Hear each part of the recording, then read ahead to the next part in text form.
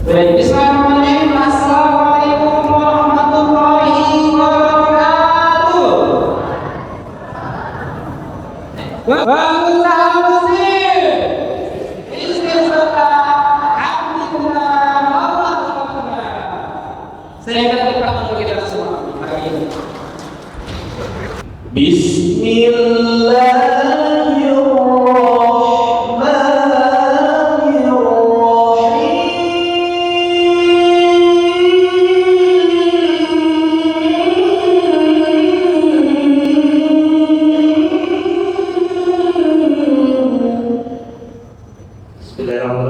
Assalamualaikum warahmatullahi wabarakatuh. Bertemu sahabat terasa indah, saling menyapa penuh berkah. Salam tadi belum pernah kita ulang agar Allah menambah berkah. Assalamualaikum warahmatullahi wabarakatuh. Alhamdulillah, puji syukur kehadirat Allah Subhanahu wa taala yang mempertemukan kita di ruangan ini, di majelis yang insyaallah dipenuhi dengan keberkahan spesial malam ini. Hari ini dihadiri oleh Bapak Ibu lintas komunitas wirausaha, lembaga terkait dan para tokoh-tokoh usaha yang ada di Kota Jambi, yang tidak bisa saya sebutkan satu persatu, tapi saya yakin tujuan kita sama. Kita hadir di sini, kita ingin bagaimana mengejar ridhonya Allah. Sebagai seorang pebisnis, tentu kita ingin bisnis kita itu penuh dengan keridhoannya.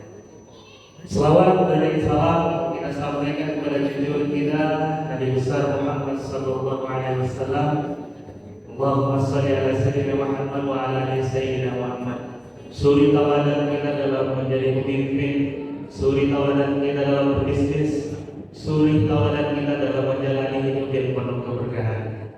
Izinkan saya mewakili komunitas Kuba untuk mengucapkan terima kasih sebanyak-banyaknya untuk teman-teman yang terlibat pada acara hari ini, seluruh stakeholder, terutama khususnya kepada personal kebaikan yang telah mensupport kita, tim Al-Bahja yang menjadi mitra terbaik kita, sehingga insya Allah sebentar lagi guru kita beliau akan berada di hadapan kita semua. Dan yang tidak kalah penting juga, terima kasih kepada pengurus gedung Olimpiade Center yang sedang memfasilitasi acara kita hari ini.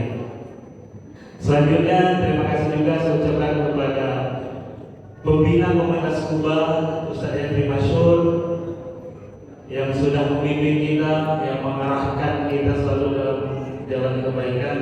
Dan tentunya terima kasih yang sedalam-dalamnya kepada guru kita Al-Mukarram Buya Yahya yang sudah hadir sebentar lagi akan berada di hadapan kita semua. Mungkin Bapak Ibu sekalian, tadi ada yang tanya, komunitas Kuba itu komunitas apa? Oke. Jadi saya izin memberikan bahwa komunitas Kuba adalah komunitas keluarga pengusaha muslim. Tentunya komunitas ini berisikan teman-teman yang sudah berkeluarga dan yang memiliki usaha. Tujuan kita ingin saling menguatkan, saling bertumbuh, saling belajar dalam iman, dalam bisnis maupun dalam keluarga. Karena kami yakin bahwa keluarga yang kokoh akan menghasilkan bisnis yang kuat. Bisnis yang kuat dan berkah itulah yang akan menjadikan kita orang-orang yang insya Allah di jalan yang kebaikan dan penuh dengan kebermanfaatan. Adapun kegiatan-kegiatan kita, mungkin Bapak Ibu boleh cek Instagram nanti ya. Di media sosial kita, komunitas Kuba, kita ada kegiatan biasanya kajian rutin bulanan, kita ada kegiatan tematik kelas pasangan suami istri, kita ada berbagi baksos. Ini tujuan kita hanya ingin bersilaturahmi dan bersama-sama untuk menggapai dan mengejar tujuan Allah.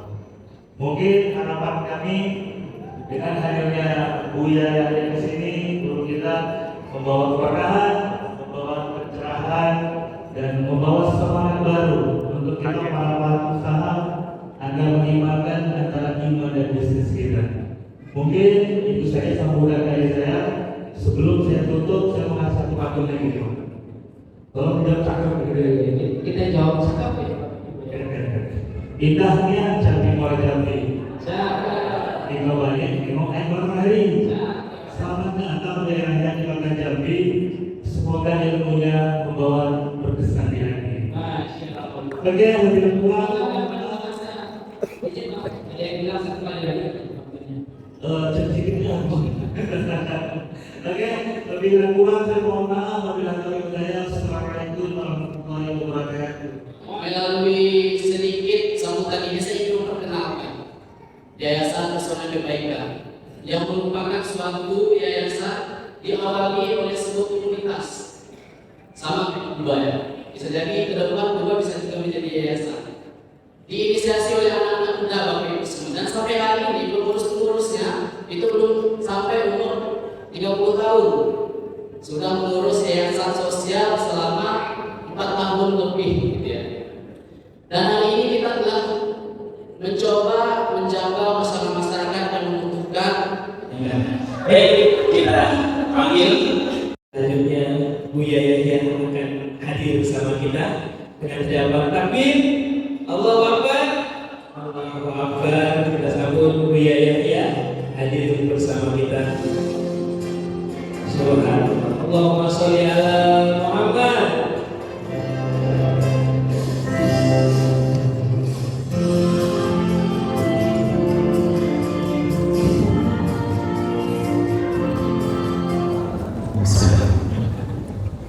Assalamualaikum warahmatullahi wabarakatuh. Alhamdulillah. Nahmaduhu subhanahu wa ta'ala.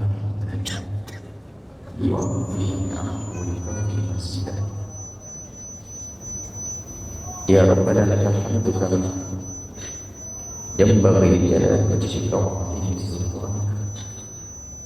Subhanaka la tuhsi thana'an 'alaika anta kama athnayta 'ala nafsik. Walakal hamdu wa syukru 'ala dzalik. Allahumma shalli wa sallim 'ala habibina sayyidina Muhammadin wa 'ala alihi wa ashabihi wa tabi'ina lahum bi ihsanin ila yaumiddin. Allahumma ya Rabbana a'inna 'ala ta'atika. A'inna ya Rabbana 'ala tarki ma'siyatika. A'inna 'ala dhikrika wa syukrika wa husni ibadatika. Innaka anta 'ala kulli syai'in qadir. Warzuqna ya Rabbana tawbata qabla al-maut wa syahadata 'inda al-maut wal jannata ba'da al-maut. Amma ba'd. Yang sangat kami cintai dan memuliakan dari semua yang hadir, alhamdulillah pada malam hari ini kita bisa bertemu. Semoga seperti Allah mempertemukan jasad kita, Allah mempertemukan hati kita, sehingga kita menjadi hamba yang saling mencintai karena Allah. Dari sinilah segala kebaikan akan mudah dihadirkan. Pertemuan yang dibanggakan oleh baginda Nabi, yaitu pertemuan hati, dan pertemuan yang akan disanjung oleh Allah, akan disanjung oleh Allah, dan pertemuan yang menjadikan kita istimewa. Pertemuan hati, saling mencintai karena Allah, menjadi kita istimewa yang kelak di padang mahsyar. Di saat orang pada ketakutan dengan keadaan mahsyar, Allah menyeru dengan seruan spesial, Ainal mutahabbuna bi jalali. Mana orang yang hidup di dunia dengan cinta karena Aku? Mana orang yang hidup di dunia memangkas kebencian? Mana orang yang hidup di dunia menghilangkan dengki sehingga yang tersisa adalah cinta di hati? Mana yang hidupnya di dunia dengan cinta? Al-yawma udhilluhum yawma la dhilla illa dhilli. Sekarang akan Aku beri perlindungan di saat tidak ada lagi perlindungan kecuali perlindungan-Ku. Yang semula padang mahsyar katanya menakutkan, Bagi orang yang biasa di dunia dengan senang hati karena bersih hati dengan cinta, menemukan ketenangan di saat berada di padang mahsyar. Sungguh indah di dunia, mukadimah indah di akhirat. Maka mari kita bangun hidup kita dengan cinta, saling mencintai karena Allah Subhanahu wa ta'ala. Kemudian kita jangan lupa tujuan hidup, bahwa kita ingin senang, ingin bahagia, dan kita meyakini bahwa hidup kita tidak hanya sebatas hari ini. Kita berharap esok hari ada kehidupan. Bahkan kita bukan hanya sekedar meyakini hidup dunia, tapi kita punya keyakinan bahwa ada kehidupan yang lebih panjang, dimulai dari kehidupan di masa penantian di alam barzakh yang bisa jadi ribuan tahun bagi kita, yang di situ akan dapatkan nikmat bagi orang baik dan siksa bagi orang pendosa. Ada kehidupan yang lebih panjang lagi, kehidupan di akhirat. Nah, keyakinan ini harus selalu ada pada diri kita, dan harus kita ingat, dan harus kita sadar bahwa kita tidak hanya hidup di dunia saja, ada kehidupan di akhirat nanti. Dan orang cerdas adalah ingin mewujudkan keindahan dari dunia hingga kelak di akhirat. Di dunia berusahalah untuk mewujudkan kebahagiaan dengan hidup, dengan cinta, mungkin juga pelengkap-pelengkap hidup seperti urusan duniawi, bukan sesuatu yang terlarang. Dan bercita-citalah untuk menjadi orang yang bermanfaat. Kalau ingin menjadi seorang hamba, menjadilah hamba yang bermanfaat. Jika hadir di sini adalah para hamba-hamba yang dimudahkan dalam urusan usaha, kami sampaikan, orang mukmin al-qawi, orang mukmin yang kuat lebih dicintai oleh Allah daripada yang dhaif. Kuat dalam segalanya, termasuk kuat dalam ekonomi. Kekuatan. Dan kita harus punya cita-cita besar. Seorang mukmin nggak boleh lemah. Kalau tiba-tiba seorang hamba ditakdirkan menjadi seorang fakir, ada cara hidup seorang fakir ahli surga. Akan tapi kita hidup harus berusaha. Nabi sendiri mengajarkan kita untuk minta perlindungan daripada terlilit utang dan lain sebagainya. Nabi juga mengajarkan bagaimana berderma. Nabi mengajar bagaimana kita berbuat baik. Bicara tentang tawakal, tawakal sebuah kemuliaan. Tapi jangan salah memahami makna tawakal. Yang punya usaha dan punya bisnis, ayo menjadi orang paling kaya di dunia. Selagi ada iman di dalam diri Anda, maka kekayaan Anda akan berguna untuk umat Nabi Muhammad SAW. Jadi kita perlu memotivasi umat Islam itu untuk maju. Untuk maju. Bukan kita hanya sekedar ya yang penting hidup itu saja. Oh tidak. Gambarannya begini, ini sering orang menerjemahkan tawakal kepada Allah ini adalah dengan kemalasan. Bukan punya ide cemerlang untuk memperbaiki bisnisnya, untuk memajukan usahanya, tapi dengan tawakal yang sama. Ada gambarannya begini, seekor burung, mungkin ada seorang ingin pergi, dia ngerti ilmu tawakal karena semalam belajar kepada ustadz tentang tawakal. Kemudian dia pergi, di tengah jalan melihat seekor burung. Burung ini sudah lemas, sepertinya burung ini burung kelaparan. Burung yang lemas, burung kelaparan. Dan burung ini sudah hampir mati. Orang ini hanya melihat burung ini, melihat kuasa Allah, apakah masih bisa bangkit burung ini.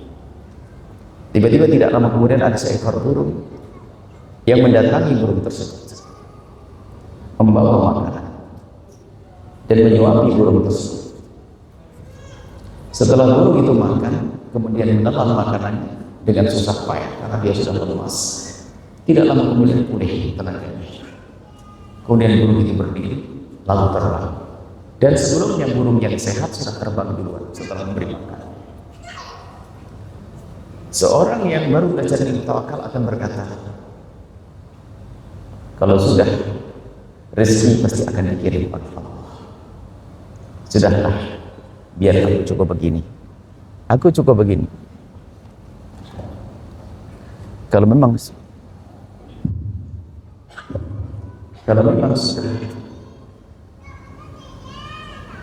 rezeki pasti akan sampai kepadaku.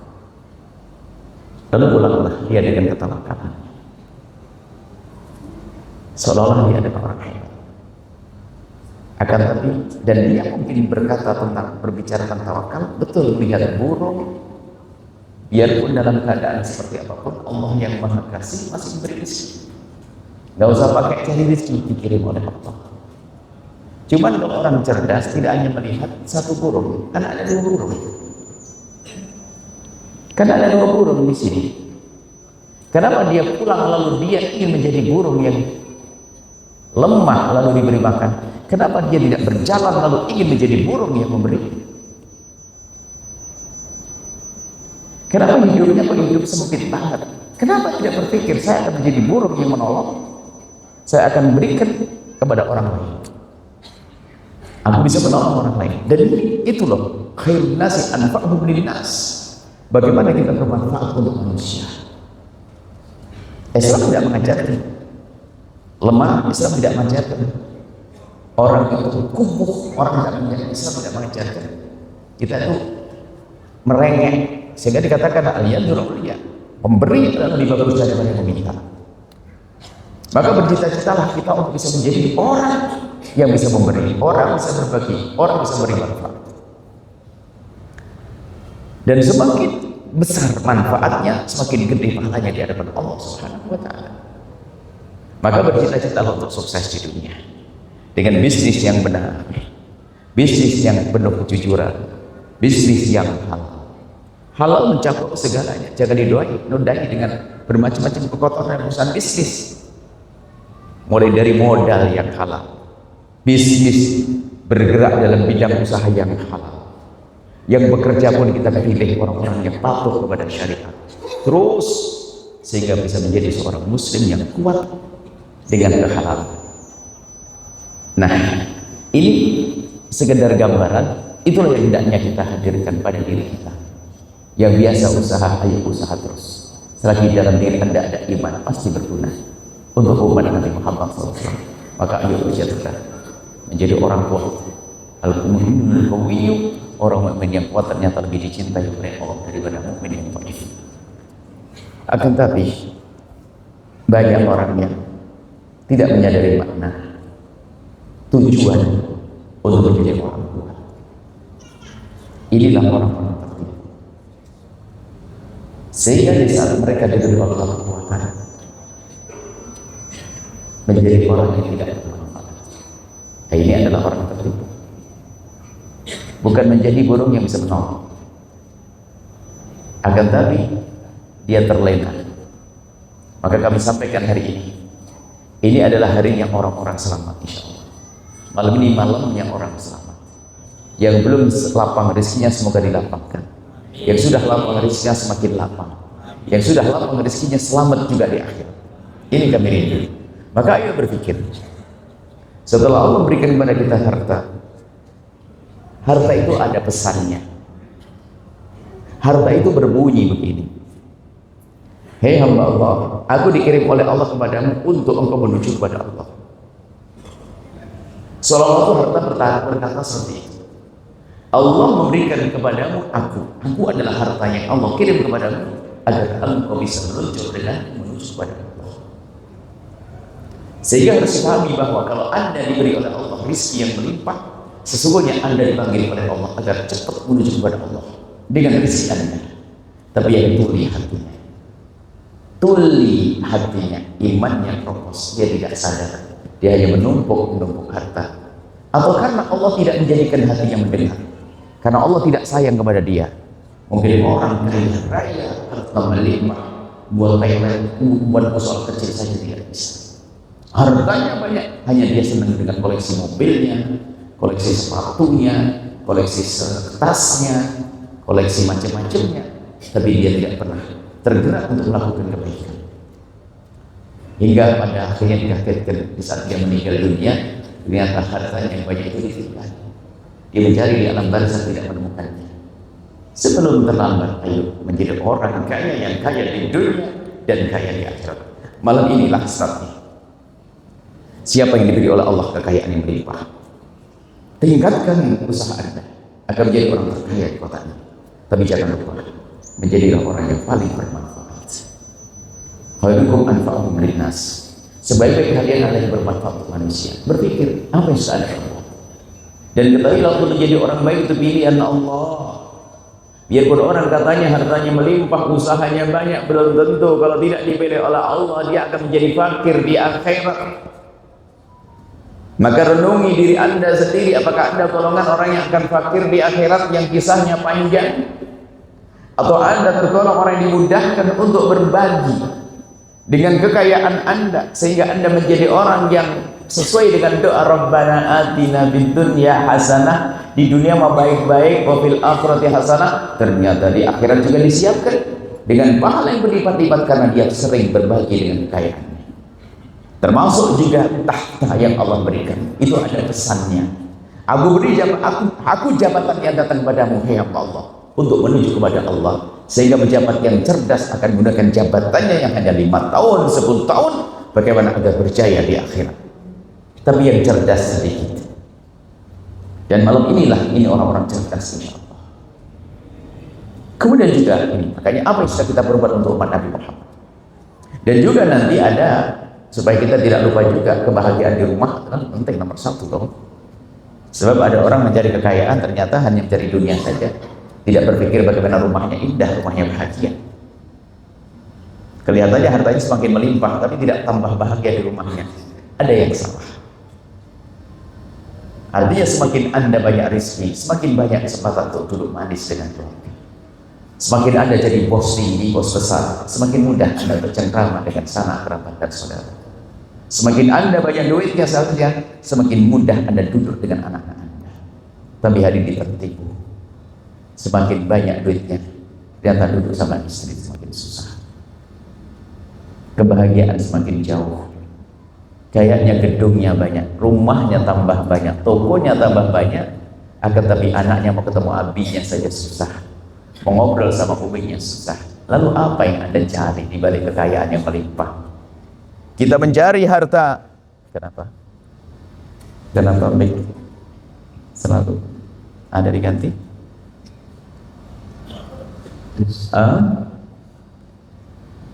Jangan sampai kita menjadi orang yang bodoh.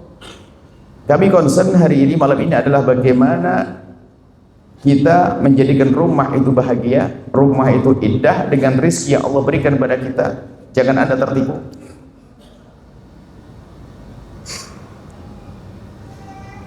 Dan Anda sebagai seorang istri, seorang anak, jangan hanya sedang menerima uang dari suami. Akan tapi ketahuilah kedekatan dengan suami adalah penting.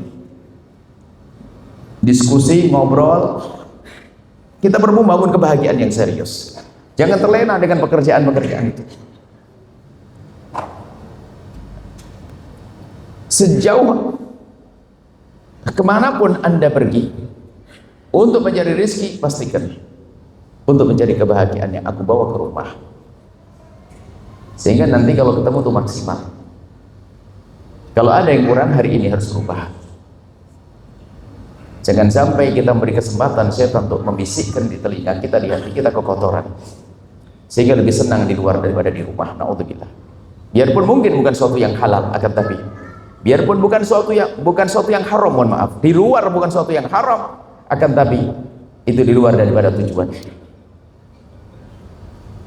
Rumahmu harus menjadi nomor 1. Sehingga dalam bahasa dakwah, kalau berada di luar rumah, termasuk ustadz yang berdakwah, nomor 1 kan keluargamu.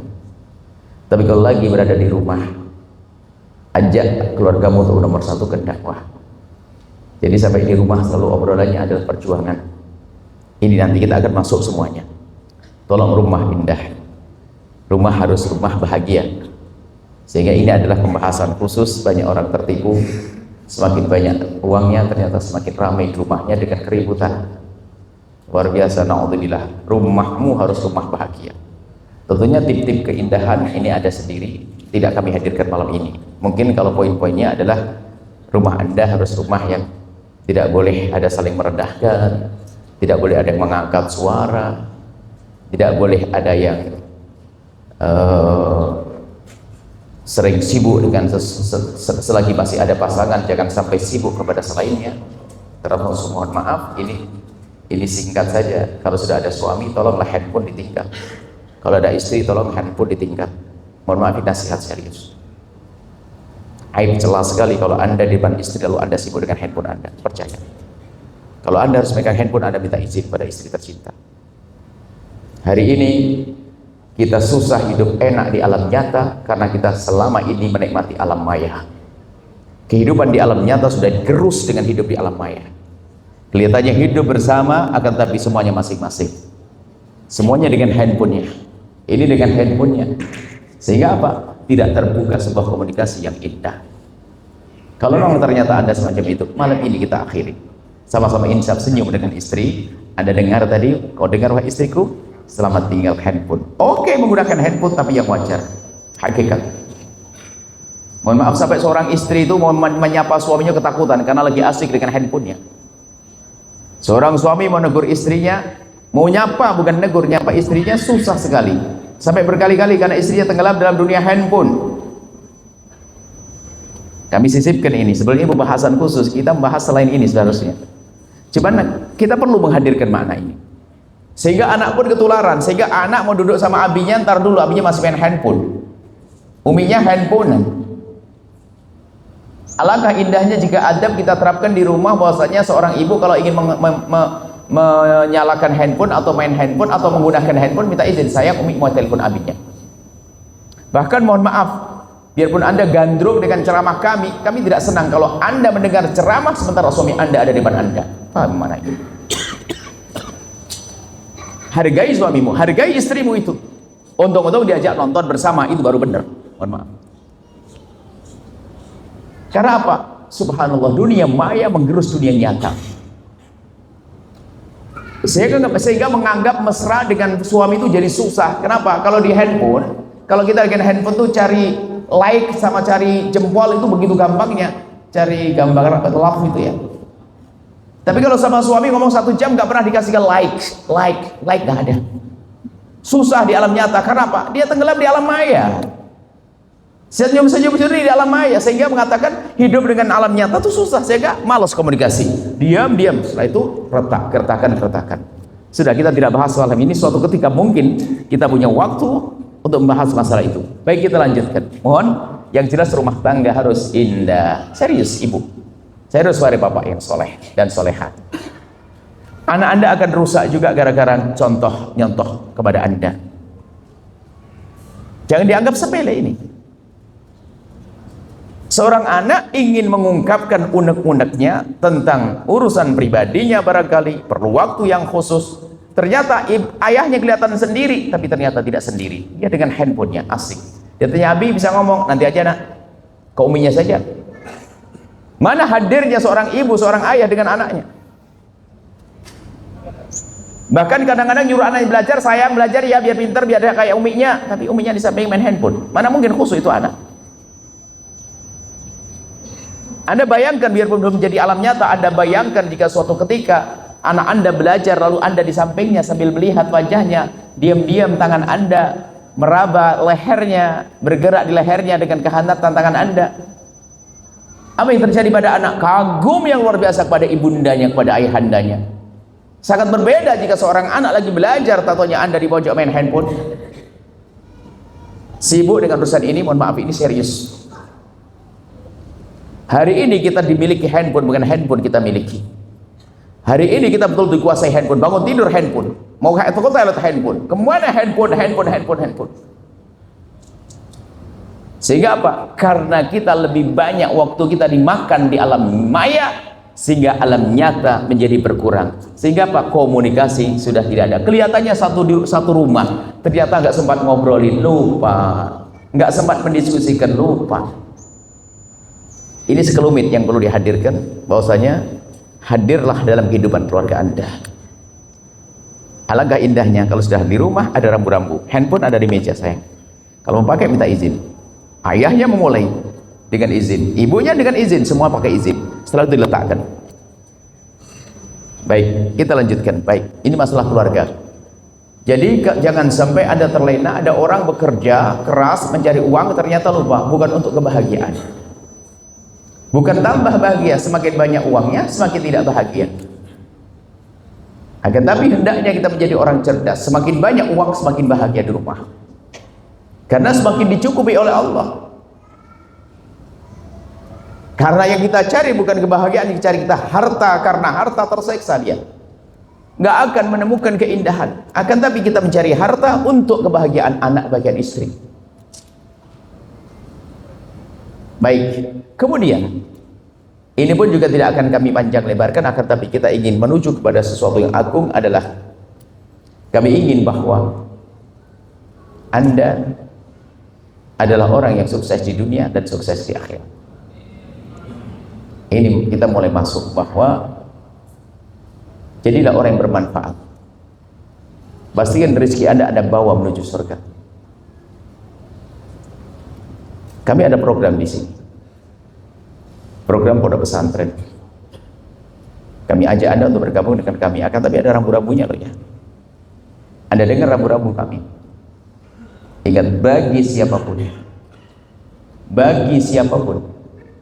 yang sudah punya ikatan dengan seorang guru di tempat ini, tolong jangan putus hubungan Anda dengan guru Anda hanya karena ingin bergabung dengan kami.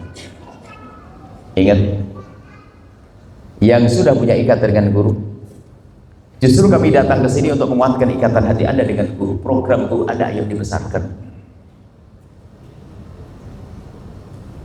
agar Anda beruntung nanti di akhirat.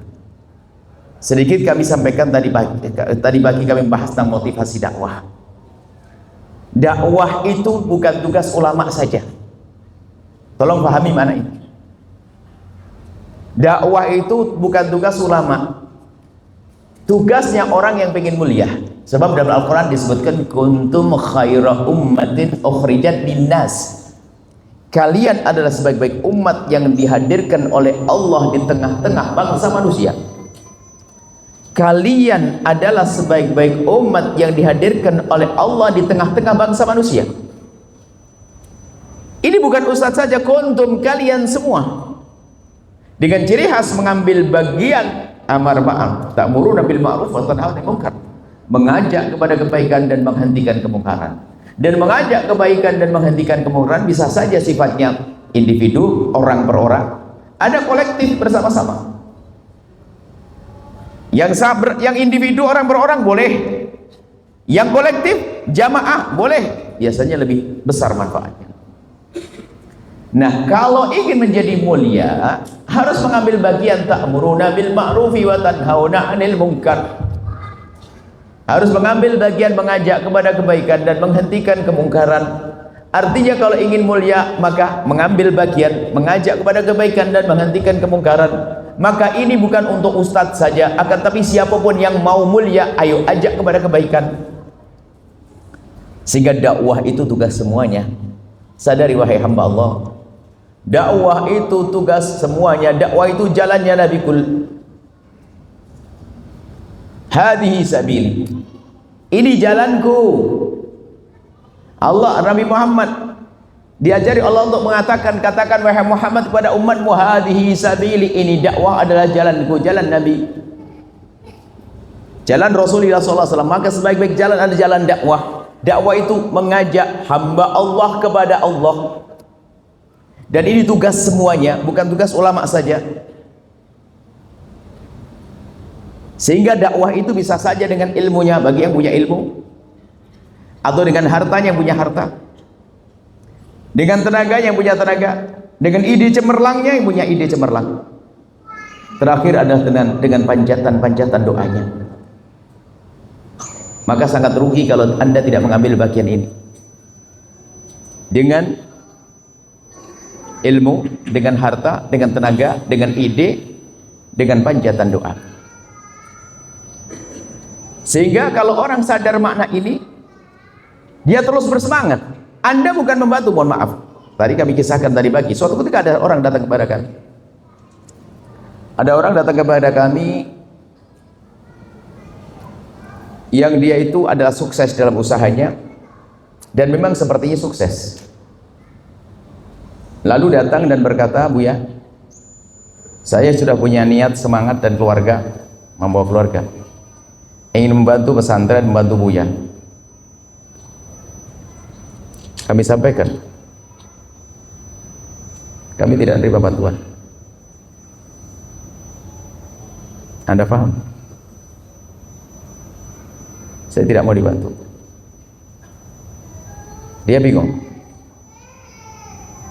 Terus gimana, Buya? Iya, saya tidak mau dibantu. Terus saya mau, iya, paham enggak saya? Anda paham enggak kalau Anda bantu saya? Ya saya akan ngirim uang nanti, enggak. Kalau Anda membantu, Pak, membantu saya, setelah Anda memberi, lalu Anda pergi. Setelah Anda memberi, lalu Anda pergi. Itu yang bikin saya sedih. Karena dakwah bukan tugas saya saja, tapi tugas Anda. Yang saya mau adalah Anda bergabung sampai mati, bukan Anda sekedar membantu. Anda menjadi bagian juga dakwah. Siap? Oh gitu, Bu ya. Siap. Sampai hari ini orang itu tidak pernah pisah dengan kami. Perlunya menyadari dakwah ini tugas semuanya, bukan membantu. Maka Anda jangan membantu para asatid. Asatid setiap hari dakwah, kok Anda hanya sekedar membantu. Berarti seolah-olah ini dakwah bukan bagian tugas Anda. Kami ingin Anda itu punya kesadaran, tolong Ustadz bukan sekedar bantu, berjuanglah dengan Ustadz sampai mati, bergabung dengan Ustadz sampai mati. Ini serius. Alangkah indahnya jika ada kompak suami istri. Tadi ada yang bertanya, istri boleh ikut? Oh penting sekali. Kadang suami ingin bantu, saya ingin bantu 50 juta, istri mengatakan jangan bang, masa cuma segitu, menjadi 100. Karena istri luar biasa. Sebab mereka ini tidak akan hadir kecuali akan menjadi pendukung dahsyat suaminya. Nah, dakwah itu harus kita rasakan kalau ini tugas semuanya. Dan harus sadar kalau ini tugas Anda. Kalau disebutkan dalam Al-Quran kan yarfa'illahu ladina amanu minkum waladina utul ilma darajat. Allah mengangkat orang berilmu, orang mengangkat orang beriman dan berilmu. Seolah-olah kan yang paling tinggi pangkatnya orang berilmu. Orang kaya nanti, pejabat nanti. Kan begitu bunyinya. Seolah-olah kan begitu. Akan tapi ini ada orang kaya cerdas. Orang kaya cerdas, bukan main-main, cerdas beneran. Ini para asatid yang ada di sini, Allah menjadi ustadzul lama sekali, mondok 7 tahun, nggak cukup 10 tahun, 15 tahun dan sebagainya. Agar nengkreng punya pangkat tinggi di hadapan Allah dan Rasulnya.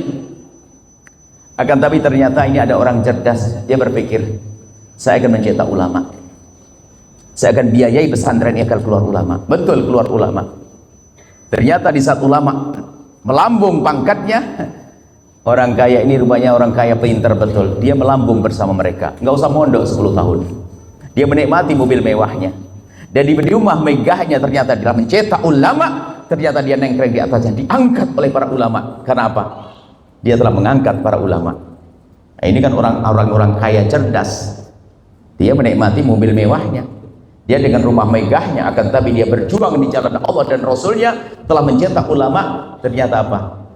Dia akan mulia bersama para ulama tersebut. Artinya memang betul, ulama itulah menjadi sebab kemuliaan. Maka dukunglah mereka. Anda lah yang mengangkat mereka, Anda akan berada di atasnya. Ini adalah hakikat. Hakikat yang harus kita pahami. Jadi Anda jangan ragu. Dan setelah Anda menjadi pejuangnya Rasulullah, Anda mulia siapapun Anda. Kalau Anda sudah bergabung dengan harta Anda mulia, juru dakwah. Kalau sudah menjadi juru dakwahnya Rasulullah, Anda akan mulia, ya Allah mulia. Maka tolong ini pesantren para ulama-ulama yang ada di sini, para habaib, tolong didukung.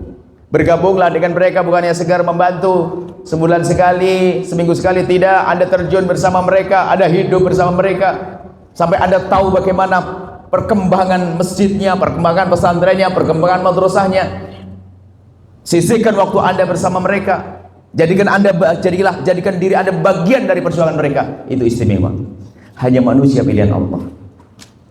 Dan itu yang kami buat di setiap tempat. Itu yang kami buat di setiap tempat. Pesantren Al-Bahjah ini petunjuk dari guru mulia Abu Jalal Habib Abdullah bin Muhammad Bahrun. Kami merintis pondok dengan petunjuk beliau. Kata beliau pertama adalah ajak orang agar mereka sadar kalau ini adalah tugasnya. Sehingga alhamdulillah Al-Bahjah ini berkembang. Bukan saja di Cirebon. Kalau pergi ke Jawa Timur ada di Blitar. Kemudian Jawa Tengah. Jawa Barat itu hampir, kalau kita bicara, ada di Cirebon, ada di Kuningan, ada di Majalengka, ada di Bandung, ada di Bogor, ada di Tangerang, ada di Indramayu, ada semua. Pergi ke Sumatera, kita boleh dari Pekanbaru, nanti Dumai, nanti Bengkalis, lompat lagi ke Batam ada. Belum lagi nanti ada stasiun radio yang banyak sekali. Siapa yang bekerja? Siapa yang menghadirkan itu semuanya? Hamba-hamba pilihan Allah. Hamba-hamba pilihan Allah. Dan mereka luar biasa. Biarpun kami tidak ada, mereka tetap bekerja, berjuang. Di samping kesibukannya untuk menjadi seorang pebisnis yang sangat-sangat sibuk, tapi mereka bisa menomorsatukan untuk Allah ini jadi nomor satu. Sehingga kalau Anda ke Cirebon, barangkali yang sudah pernah, suatu ketika kebetulan mantu saya kan orang Cirebon, orang Jambi. Nah, mantu itu ngomong, Buya ini kayak orang pengangguran semuanya. Iya, pengangguran kalau sudah ketemu Buya. Tapi kalau sudah keluar dari sini mereka orang sibuk semua, pebisnis semuanya. Kalau sudah ketemu dengan kita jadi pengangguran, duduk diskusi tentang pondok. Kami rindu Anda semacam itu. Bisnis tetap jalan, tapi Anda punya bagian akhirat yang luar biasa. Dukung para ustadz dengan serius. Supaya Anda tidak rugi. Ini nasihat serius. Tidak harus pondok Al-Bahjah, oh tidak. Akan tapi kami ingin menjadikan Anda orang yang berjuang. Ini para ulama, para habaib banyak di sini. Dukung mereka. Biarpun kami juga punya program di sini. Sehingga hari ini kami ingin menjaring siapa yang akan menjadi pejuang inti nanti. Di dalam perjuangan Al-Bahjah ada di sini. Ayo ibunda-ibunda yang solehah, bapak-bapak yang soleh, berjuang. Kita ingin kaya di akhirat. Siapa nanti yang paling unggul, siapa nanti yang paling mulia di hadapan Allah dan Rasulnya, siapa yang paling tulus di antara kita. Bukan jaminan ustadznya, iya kita pengen tinggi pangkat kita, akan tapi ketahuilah kita berlomba-lomba dengan ketulusan kita. Dan kalau sudah menjadi pejuang, semuanya akan mulia. Biarpun tukang sapunya, tukang sapu madrasah, tukang sapu pondok itu mulia karena sudah sambung dengan dakwah. Suatu ketika baginda Nabi, kebiasaan baginda Nabi mengajar di masjid, dan masjid zaman itu plong, kebuka begitu, sehingga kalau ada orang lalu lalang kelihatan. Ada seorang wanita yang punya kebiasaan mungut sampah. Seorang bernama Imra'ah Ajuz, perempuan tua sauda kulit hitam. Perempuan tua kulit hitam yang kerjaannya mungut sampah. Bayangkan. Nabi biasa melihat wanita tersebut. Cuma di hari itu atau beberapa hari itu Nabi tidak melihat.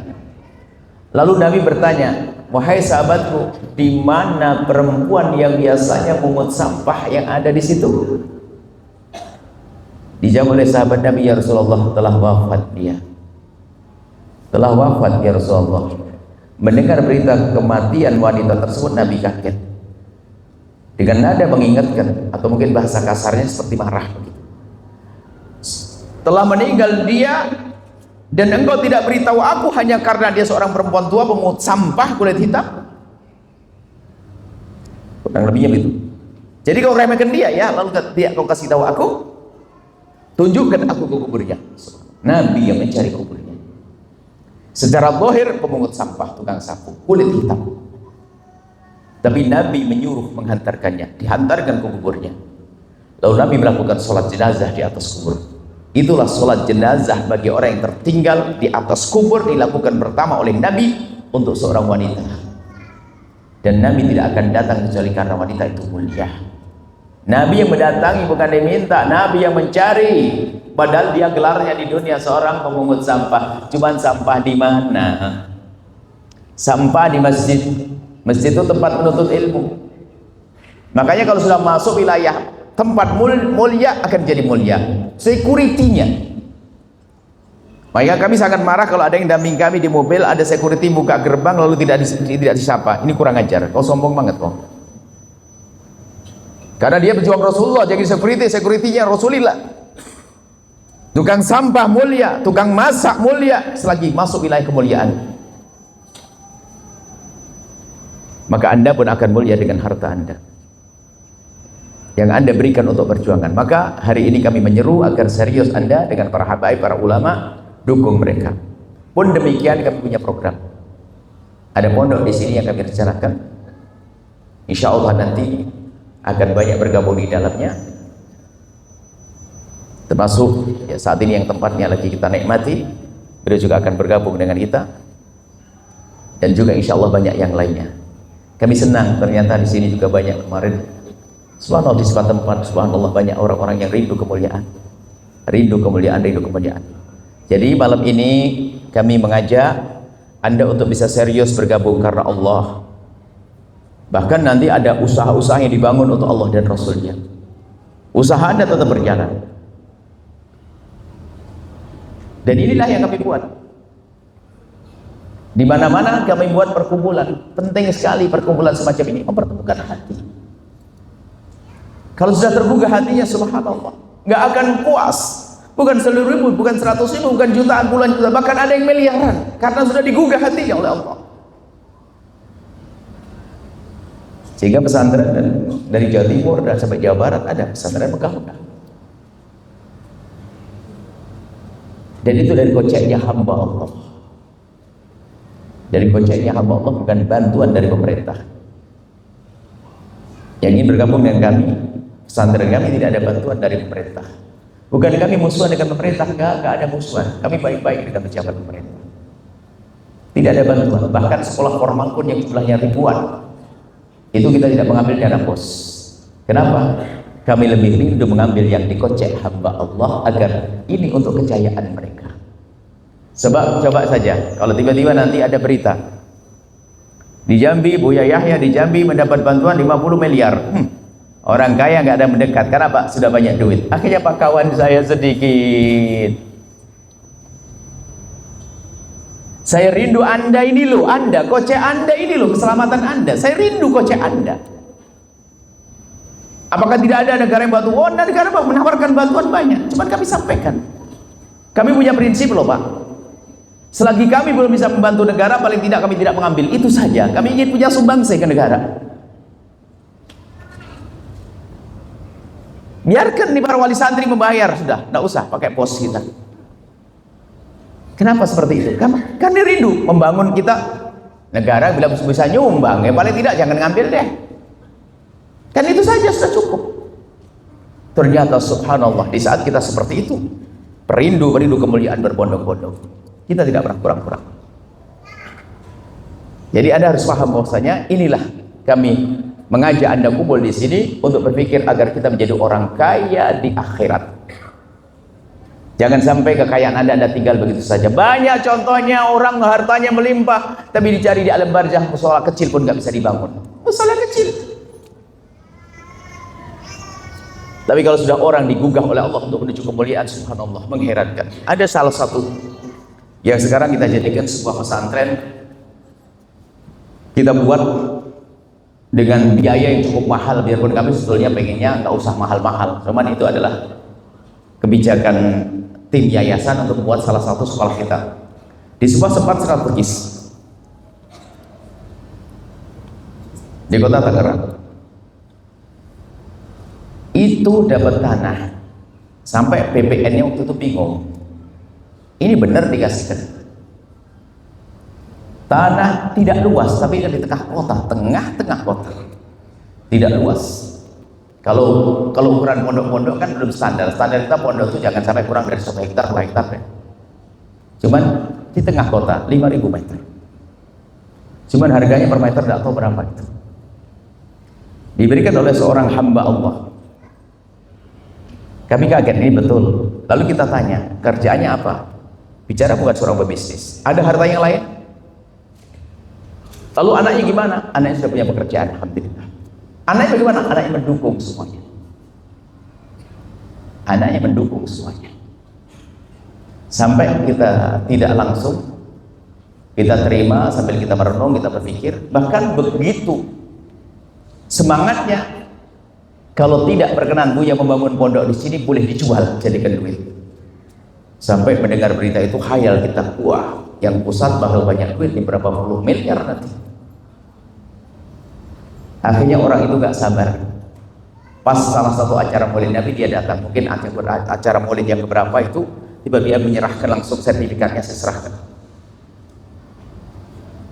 Diberikan, sekarang ada. Ada lagi beberapa waktu yang lalu, ada seorang Sayyid bin Syahab, ada di Bogor. Ada tanah 1 hektar. Dia diberikan kepada kami. Sudah 1 tahun belum kami kasih jawaban. Terakhir tiba-tiba telepon, hanya kita video call, tidak pernah kami bertemu langsung. Cuman kita video call, dia saya pengen wakaf tanah ini, marhaba. Cuman kita lupa karena banyak kesibukan dan sebagainya. Terakhir tiba-tiba setelah 1 tahun berputar, telepon. Oh ya, tolong segera diterima. Kenapa, Bi? Ini harganya naik terus, takut hati saya berubah. Disentul. Jadi subhanallah, kalau orang sudah dipilih oleh Allah begitu, suruh cepat nerima karena takut naik. Karena sudah ditawar lagi. Kemarin hanya 1 juta, kemarin sudah berapa juta, naik lagi kata. Oh ya, harganya naik terus, takut hati saya berubah. Gara-gara ngomong begitu, saya tidak mau kalah. Yang semula kita masih mikir-mikir, sudahlah, datangi aja. Pas datang begitu, tatonya ada 1 orang ngirim makanan. Jadi makan nasi kembule di situ. Jadi nikmat. Subhanallah. Jadi kalau orang dipilih oleh Allah, itu sudah nggak pernah, akal kita nggak bisa nerima. Kok bisanya? Makanya ini pilihan Allah. Maka kalau Anda ternyata digugah hati Anda untuk berjuang bersama para habaib, para ulama, itu dipilih oleh Allah. Kalau masalah memberi itu biasa sebetulnya. Kadang hanya bedanya, ini untuk jalan kebaikan, ini jalan kemaksiatan. Seorang pengusaha kaya dikisahkan adalah karyawannya cerita bahwasanya di akhir apa begitu pasti ada dana disisihkan untuk bersenang-senang. Naik kapal pesiar atau naik apa itu berzina, mabuk, judi, ada begitu tuh. Kebiasaan ada orang kaya yang memang tidak kenal Allah, yang penting menyenangkan karyawan agar punya loyalitas. Tidak pernah ngerti untuk apa. Ya sudah, ada mabuk, ada macam-macam dan sebagainya. Tapi Anda orang beriman, sisihkan rezeki Anda untuk kemuliaan. Ini kami rindu. Bahkan ada orang yang tidak pernah kenal kita. Bahkan untuk menjadi pejuang besar tidak harus Anda punya kekayaan, wahai hamba Allah. Yang penting Anda punya niat. Nah ini, saya kasih contoh bermacam-macam. Kalau orang dipilih oleh Allah, ada aja jalannya. Ada salah satu pondok kita itu di Majalengka, ada pondok besar bangunan. Kita tidak pernah bangun sebelumnya. Ceritanya, kalau kita kembali ke ceritanya bagaimana kita dapat pondok sudah jadi itu. Ada seorang yang melamar pekerjaan di pusat. Karena di pusat itu ada macam-macam divisi, ada pendidikan, ada kerja bisnis. Tidak tahu dia ngelamar kerjaan apa. Setelah ngelamar dia tidak diterima. Setelah tidak diterima pulang itu ketemu salah satu Pak Haji. Pak Haji nanya, kamu dari mana? Pak Haji ngelamar kerjaan di Al-Bajah, kayaknya belum rezeki. Oh belum rezeki. Terus anak ini ngomong, Pak Haji ini bangunan buat apa? Nggak tahu nih, bingung nih buat apa gini boy. Sudah kasihkan aja kalau Al-Bajah sana. Rupanya hanya ngomong ceplosan begitu. Pak Haji mikir, memang mau? Bisa Bu ya? Oh bisa, coba bawa ke sana. Datang nih Pak Haji. Lah kita tahu ceritanya kalau orang yang memberitahu ini adalah orang yang lamar kerja agak terima dari Pak Hajinya ini. Setelah itu kami tunda. Pak Haji kan baru kenal saya. Pak Haji pasti yakin dengan Bu Haji. Iya, dengan Bu Haji sudah siap untuk terima, menyerahkan. Baik. Saya kasih waktu. Setelah 3 hari terlebih begitu, 3 hari. Sudahlah kita minta petunjuk istikharah supaya jangan-jangan hawa nafsu kita terimanya. Lalu kita terima. Yang kami jadikan contoh sebabnya. Orang itu dari mana dia berbuat baik? Dari omongan orang yang tidak diterima bekerja. Artinya biarpun Anda nggak punya duit, Anda bisa bicara kepada orang lain. Apalagi Anda seorang pebisnis, masa nggak bisa ngajak orang lain? Kalau Anda punya pelanggan, sudah berlangganan kepada Anda 1 tahun, kalau ternyata Anda tidak pernah mengajak berbuat baik, jangan-jangan Anda hanya mencari dunianya, tidak pernah rindu akhirat. Kalau Anda punya usaha besar, kemudian ada pelanggan sampai 1 tahun ngambilnya sampai miliaran, kira-kira dia orang kaya atau tidak? Pasti orang hebat, sukses. Anda termasuk khianat. Kalau tidak pernah mengingatkan, Pak, saya lihat Anda ini termasuk pelanggan besar saya, Pak. Oh iya Pak, Masya Allah. Sudah, Ada bagian untuk masjid belum? Pondok belum? Pokoknya Anda ngomong gitu aja deh, yang memperdengarkan Allah. Anda jangan diem toh. Punya pelanggan segitu banyak tidak diajak kepada kebaikan.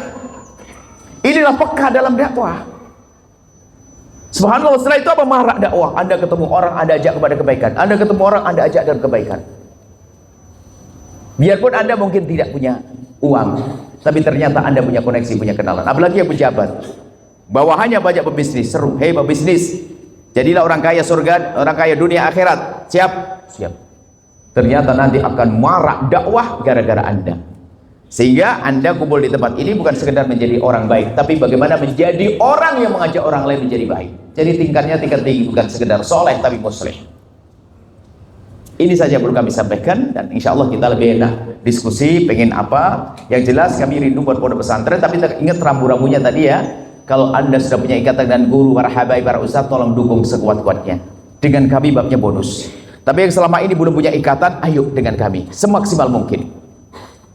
Dan pondok Al-Bahjah nanti manajemennya jelas, karena termasuk pondok ini wasiat dari guru kami waktu ingin bangun pondok. Waktu bangun pondok kami minta petunjuk, kata beliau, bangun pondok susah loh ya. Abu Yahya Abdullah Bahar ingatkan, bangun pondok itu berat. Maka dari itu, satu, kata beliau, kamu jangan megang duit. Nah, ini jadi sampai hari pondok segitu banyaknya kami tidak pernah memegang uang, sehingga ada manajemen dan dikontrol. Sebab betul kalau kami cermati, kalau sudah duit dikocek kami, nggak ada yang tahu, nanya pun nggak ada yang berani, sehingga tetap ngira banyak duit terus, sehingga nggak berkembang pondok. Tapi sudah pondok di bagian keuangan semuanya bisa tahu. Di saat kempes, sesepuh tahu semuanya, pejuang tahu semuanya, duit nggak ada. Jadi kita tidak pernah pegang uang. Makanya dalam perjalanan kami, kalau ngasih duit ke pondok aja rekeningnya, kok nggak usah ke saya. Ada rekening pondok selesai, saya tidak pernah tahu rekening. Cuman kami mengontrol keluarnya bagaimana. Ini penting. Anda insya Allah kalau sudah bersama Al-Bahjah akan tahu bahwasanya kita tidak pernah megang uang, satu. Yang kedua, jadi manajemen keuangannya tentu bagi para pengusaha akan tahu, oh itu alurnya. Kemudian yang kedua, tolong budaya minta-minta tidak boleh di pondok kami. Pondok kita, pondok Anda semuanya. Jadi kita tidak pernah keliling minta-minta bantuan, tidak. Akan tapi begini, kami menyeru semuanya. Kata Habibullah, kata guru mulia, jangan minta, ngerepoti kamu, susah kamu.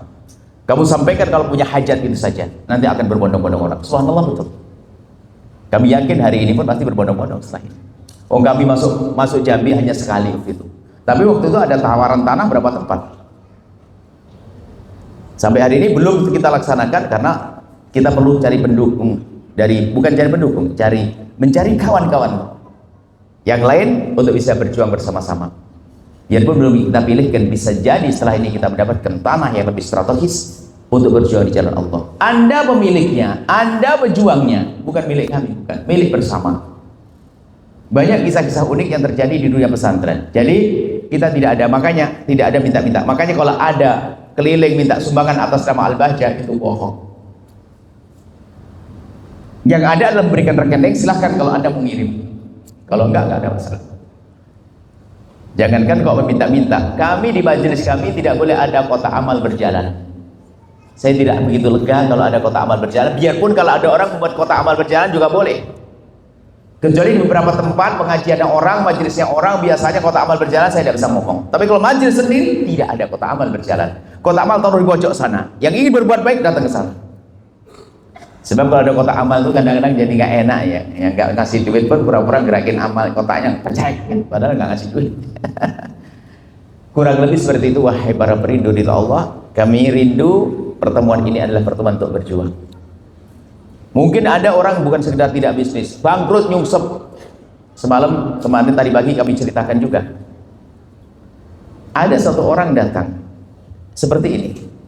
Ternyata di pojok, nggak berani maju. Setelah selesai baru maju. Udah, ya, saya rindu untuk berjuang, cuman saya malu.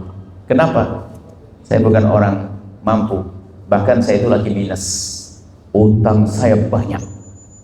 Karena beliau adalah dulu pengusaha besar, properti juga, sukses sampai ceritanya mobil itu sebulan sekali ganti. Begitu suksesnya. Ternyata Allah uji, kolab, hancur-hancuran, minus. Kami sampaikan, Yang berjuang di sini yang punya niat, bukan orang kaya. Yang punya niat, biarpun minus seperti kamu boleh. Dengan apa Buya? Kamu kan seorang seorang ahli, kontrol pondok, lihat pondok dengan keahlianmu. Betul, mulai hari itu dia dengan adik iparnya langsung ukur-ukur pondok segala macam, pokoknya aktivitas di pondok.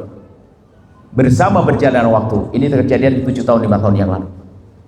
Hari ini bangkit semuanya. Dia sudah punya perumahan berapa lagi? Artinya apa? Anda jangan meremehkan diri Anda sendiri. Kalau tadi ngomong saya pengusaha-pengusaha, mungkin ada yang bukan pengusaha, Anda tetap bisa berjuang dengan tenaga Anda. Kan dengan 5 tadi, dengan ilmunya boleh, dengan hartanya boleh, dengan tenaganya boleh, dengan ide-idenya boleh, ilmu-ilmunya. Yang terakhir dengan panjatan doa. Sampai sini aja dulu, kita ingin ada pertanyaan-pertanyaan. Intinya bahwasanya Anda jangan membantu kami dalam urusan dakwah, tapi Anda sama-sama dengan kami sampai masuk surga.